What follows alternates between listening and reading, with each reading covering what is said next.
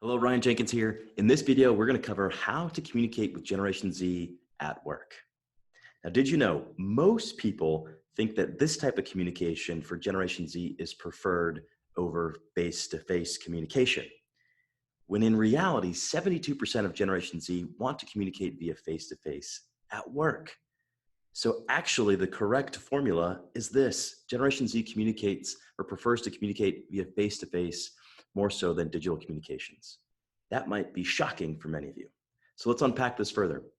Gen Z and tech is a must, but it's not enough. Technology is a must for Generation Z, but it's not enough, as we're about to see. So as we just saw, 72% of Generation Z want to communicate via face-to-face at work. Additionally, the top two most important factors for Generation Z at work are supportive leadership and positive relationships at work. And thirdly, 65% of Generation Z say people whom they work with would enable their best work. So again, technology is not enough. The human element is highly, highly attractive for this next generation. And that's very counterintuitive because we picture and we think in our minds that Generation Z is so tech dependent, and they are, but they also have this deep craving for human connection. So if we want to effectively lead, recruit, connect, sell, market to this group, we've got to think about high tech and high touch.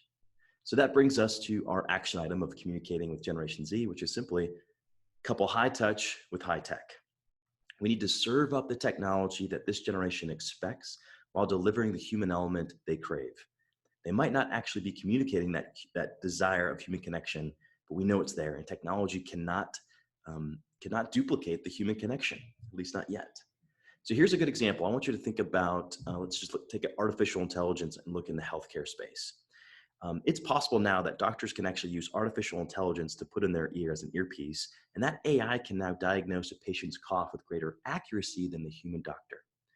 So now doctors can actually lean into the technology. They can go high tech, but then also now that frees them up to actually deliver high touch, right? They can deliver compassion and empathy to the patient because they're leaning into this technology. The technology is doing a lot of the heavy lifting, and so they're freed up to do the very human things that humans do.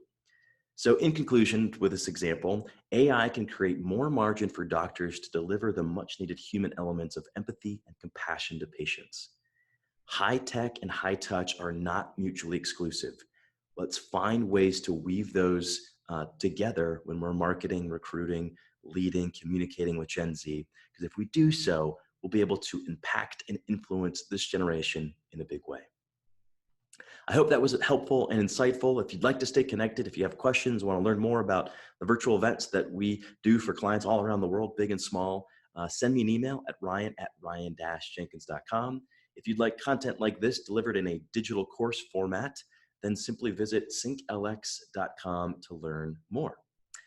Thanks for your time and attention. Have a great day. Cheers.